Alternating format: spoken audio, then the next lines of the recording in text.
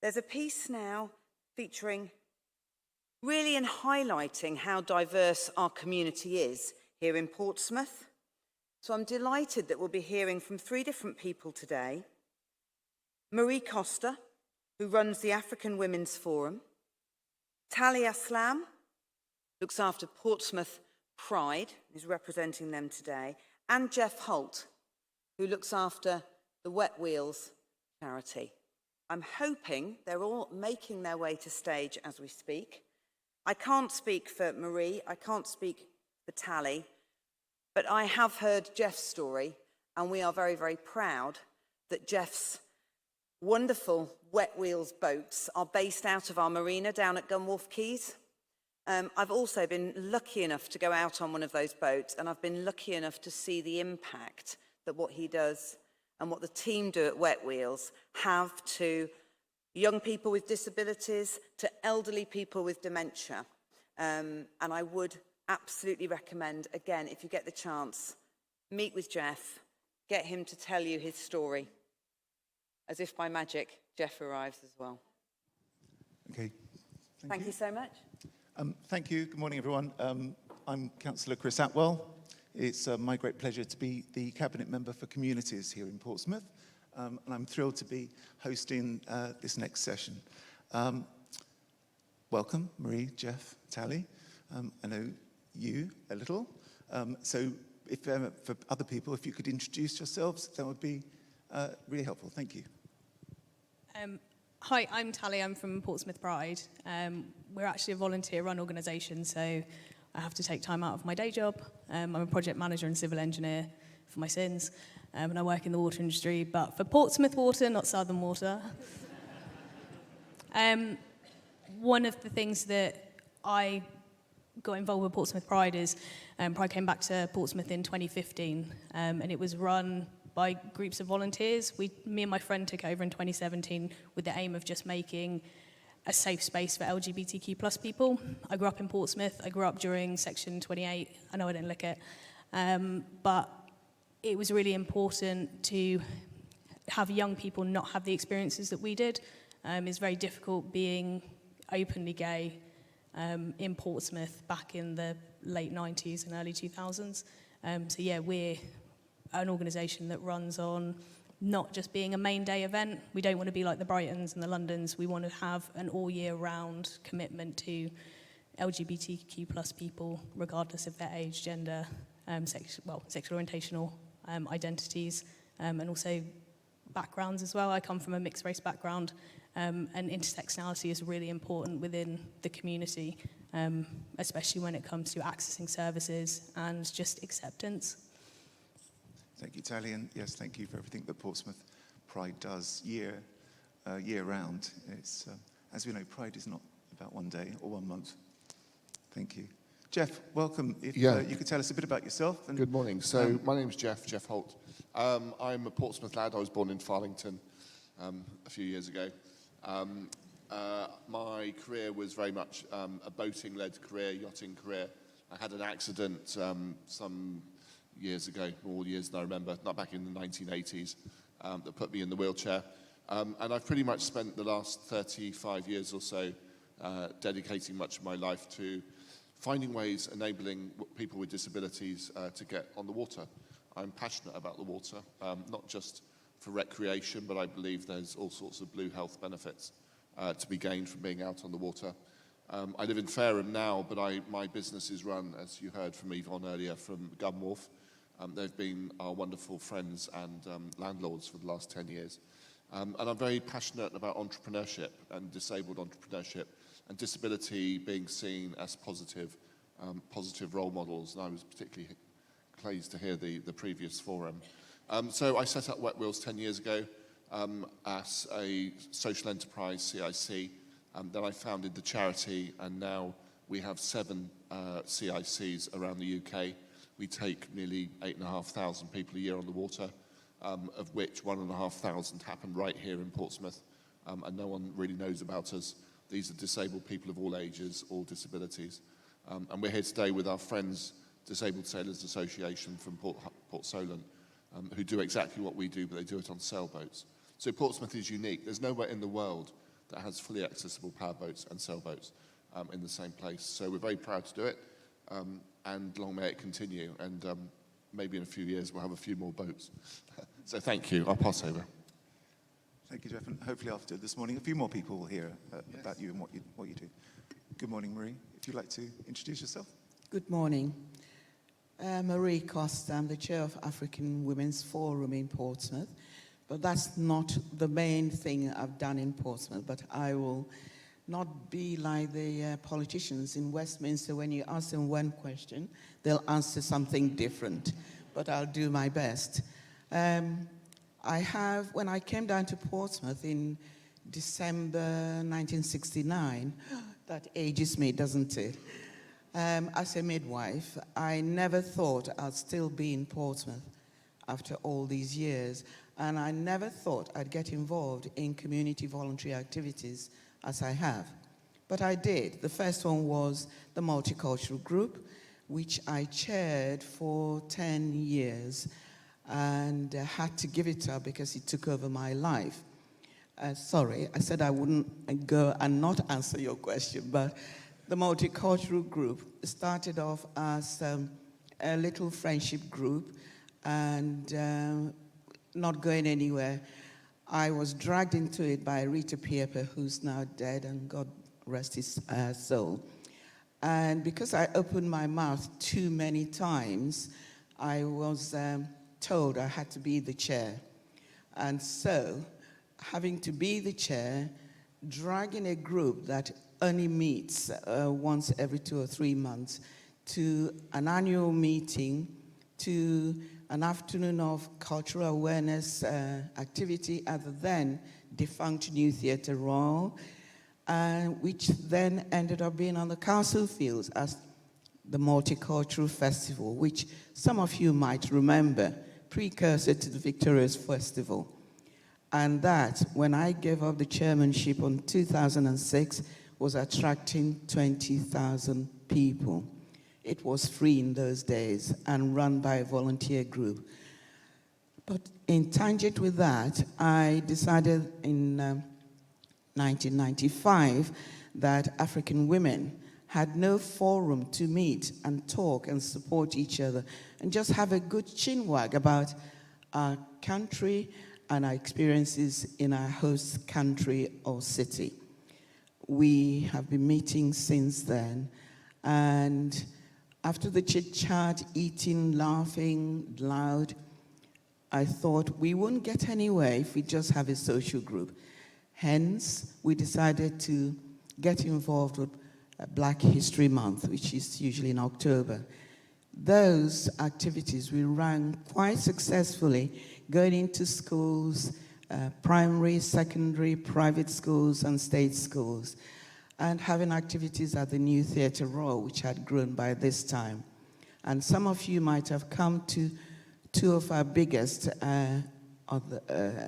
cultural activity at the New Theatre Royal, the bicentenary of the abolition of slave trade in 2007, and the Nelson Mandela century, 2018.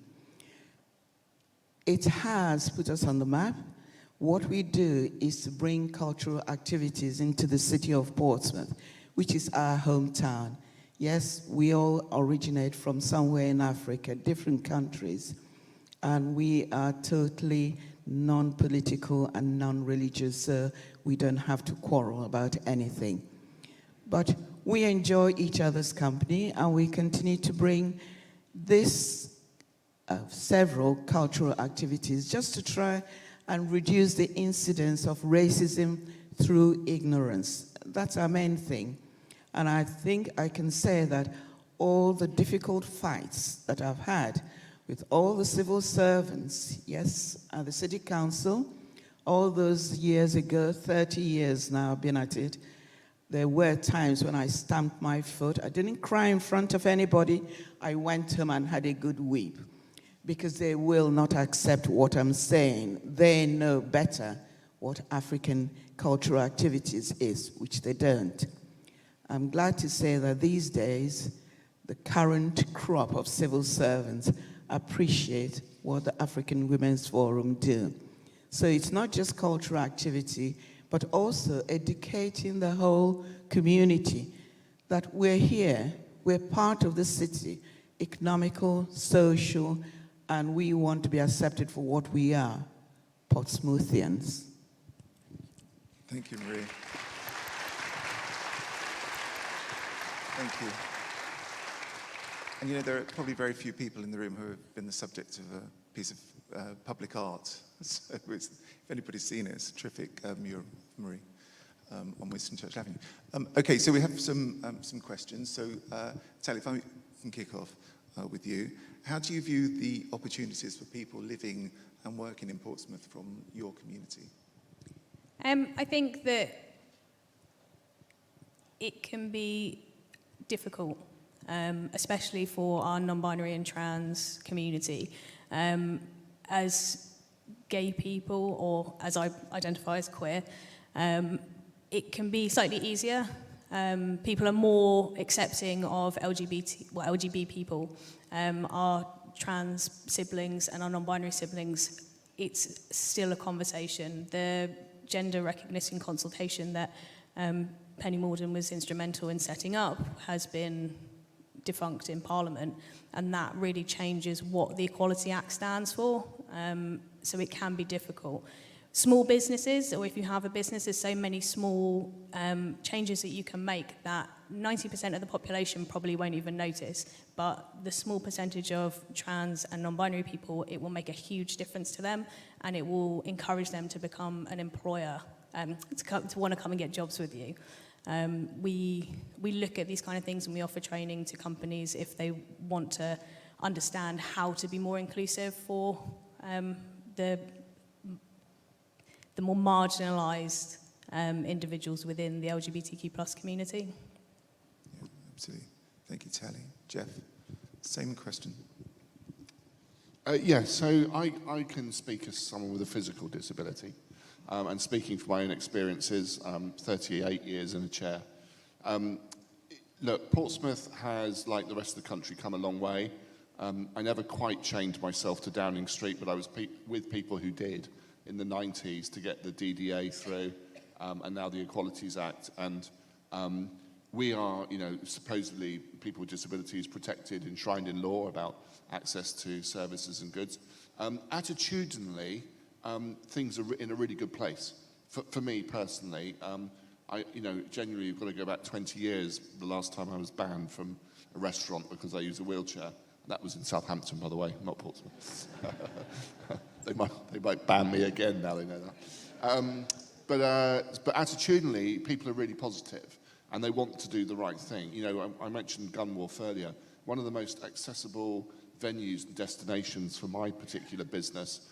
We have what's known as they have changing places facilities, so it encourages people to come. That kind of leans towards the access, the physical access. And I'm not sure if Councillor Dowling is in the audience, but we had some discussions earlier last year about making the beach accessible. Do you know how, I'm sure all of you know Southsea Beach, and I'm sure all of you have been on that beach sometimes. Can you imagine taking your wife over the last 20 years and your son as he's grown up from a baby and actually sunbathing on the parade because you can't get on the shingle because it's, like 100 meters from the water? It's just crazy that's people in wheelchairs, that's what we've had to do. But we've had some discussions and that's been resolved. There's now a ramp down to the water and we can get down onto the beach. Simple solutions have made the physical access better. So Portsmouth, I'm proud to come from Portsmouth. I think people are really trying where they can. The attitude is in a good place. And I'm lucky I work, I'm actually kind of feel I'm representing the entrepreneurial side of people with, of the diverse community with disabilities. And I still face the challenges every businessman in this room faces in terms of funding, legal, customers, all that stuff, with the additional layers of being someone with a disability who needed his carer to come in at 4 o'clock in the morning this morning so I could get up to be here for 7:30, the stuff people don't see. So there are, added layers for people with disabilities, but I'm upbeat about Port Pompey. I'm proud. Thank you. Thank you, Geoff. Anne-Marie, What was the what was question? the question? I can see what was the question. How would you view the opportunities for people living and working in Portsmouth from your community? For people from the ethnic groups, it's better now than it was in the 1960s. There were few of us then, and most people who were here were either in the Navy or they've come to study at the Polytechnic, I think it was Polytechnic in those days, and gone back home. They worked at the dockyards or the hospitals, and things have changed so much more because there are more of us here.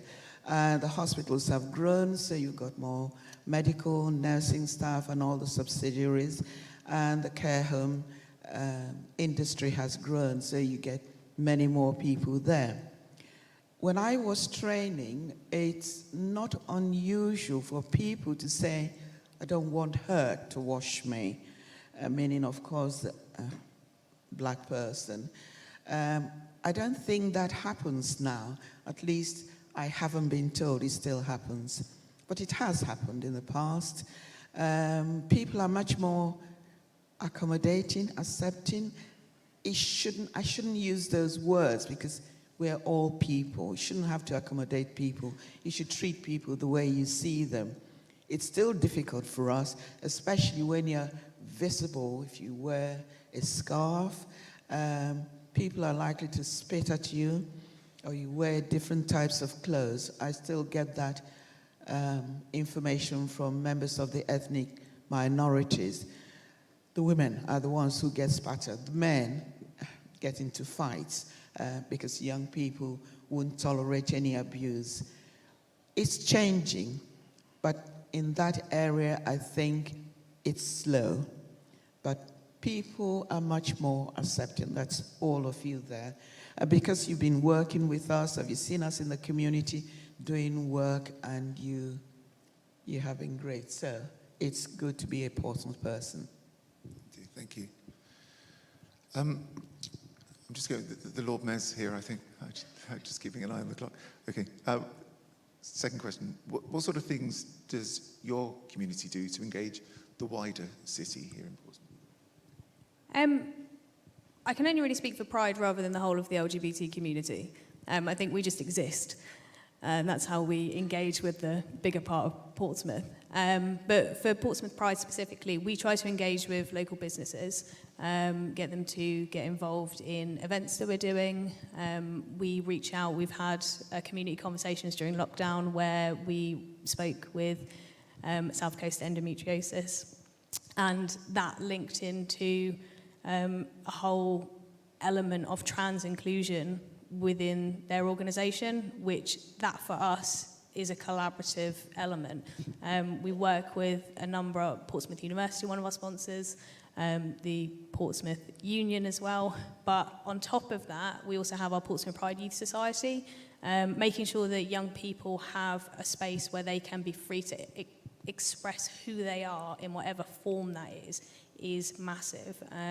Aaron, he's a social worker, so we've got all the safeguarding stuff when dealing with young people. He has run a number of events. They made a music video for our digital Pride here with the help of Councillor Horton. We've also done art installation events at Aspects Gallery, so really just trying to promote and include the city and all of the people involved. And our main day Pride event is a celebration of everything that we do throughout the year, and it is open to everyone. It doesn't matter if you're gay or straight.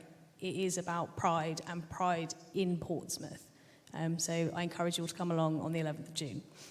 Thank you. I guess we do this just by doing what we do every day. So the boat goes out at least 120, 130 times a year from Gunwharf. People see what we do. We work with 30, 40 partner organisations across Hampshire. There's a few that we'd like to do a bit more work with, some of the local education, disability education settings in the city. But also, because we're a social enterprise and commercial, we do a lot of work with partner organisations, BAE, supported us recently, Ray Marine, Suzuki, some big names. And so when you're actually working with these businesses and they're seeing you as, I don't like the word equals, that's a very strange word, but you know what I mean? They're engaging with you as an entrepreneur, as a businessman. The last thing they're looking at is your wheelchair or asking questions about disability. And just before I hand over, if I could give a plug to an example of what we're doing, one of these things we're doing is on the 14th and 15th of May in Gunwharf, and it's supported by Gunwharf Quays. We're hosting a barrier-free weekend, a barrier-free boating weekend for anyone, any age, with any disability to get on the water and either go sailing or power boating. And as I said earlier, I know it's a bit of a plug, but nowhere else in the world can you do this, nowhere. You drive into Portsmouth and it says the great waterfront city. We all know the land. We all know, we were talking about Southsea earlier and the Tricorn Centre. How many of you, most of you probably have been to the Mary Rose Museum, but I doubt hardly any of you have been to the spot where it sank. And then we take the disabled people out there, we go around the forts, it's an interactive, very sensory experience. And we're doing that for members of your families, your friends. You only have to scratch the surface and people have disabilities, so somewhere in it. So we're very much, engaged with the local businesses, working constructively with them and recognising that in so doing, we can spread our message through positivity.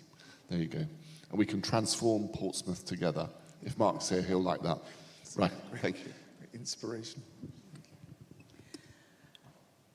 What we're doing is still the same, trying to bring African and Caribbean cultural activities in Portsmouth, but not so much the Black History Month in October. The younger generation have picked that up, but our group have now moved on because I feel that once a year is not enough. It's got to be something that happens all the time in the mainstream. I'm going to plug something now because we're now trying to bring a kind of heritage of African and Caribbean people who have come, lived, worked in Portsmouth all these years, hundreds of years. It's not recorded anywhere. When we die, I'll probably be the next one, everything I've done is forgotten. So many more of the Caribbean people died. Those I've worked with all these years, their contributions have gone. But we started a Portsmouth Black History Group, which involves the City Council, the University, the Royal Navy, the Education Department, schools. And what we want to do is to record all those who've lived and worked in Portsmouth as far as we can go, starting from today, because it's easier today. So if any of you have worked with, know of, married anyone, dead or alive, please let me know, because we want to include them in our heritage account, which will be, first of all, online, and who knows, maybe a museum in the future. Thank you, Marie. Have we got time? I've got loads of questions. Well, another quick question. Okay, I don't want to upset the Lord Mayor. He's just over. Okay, it's quick. Okay, what sort of things is your community? What more can the city? What can we do, for example, to support members of your community? What more can we do? Education. Education. And I don't know, I think maybe this goes across the board.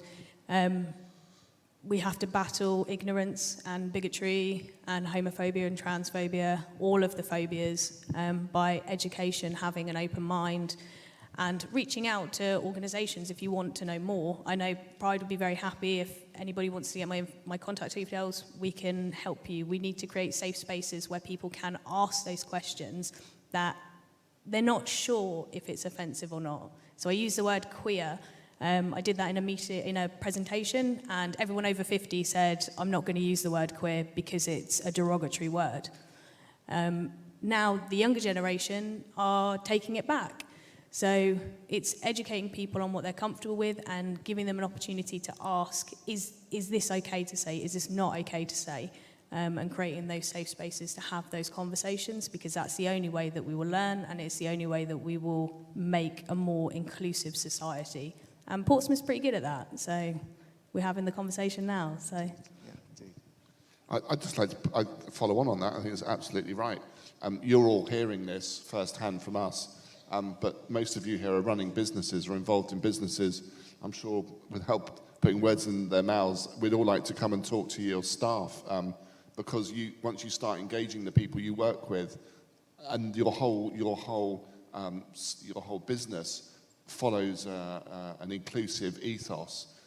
It's not only good for your business; it's good for their family life, but also for the city as well. I mean, for us personally, we're commercial. We need money to run, so we need to work with more companies. Perhaps because of that, we personally don't have as much relationship with the council as we should, and I feel we are an asset to the city, not just Portsmouth itself, but actually, you know, the city area. And I think the water is very important when our cruise ships come in, that people on those cruise ships have the opportunity to go and see our wonderful historic harbour. So, yeah, I think use people you know to tell their stories, and the more people that know, they will learn and will become a better place, I think. Thank you.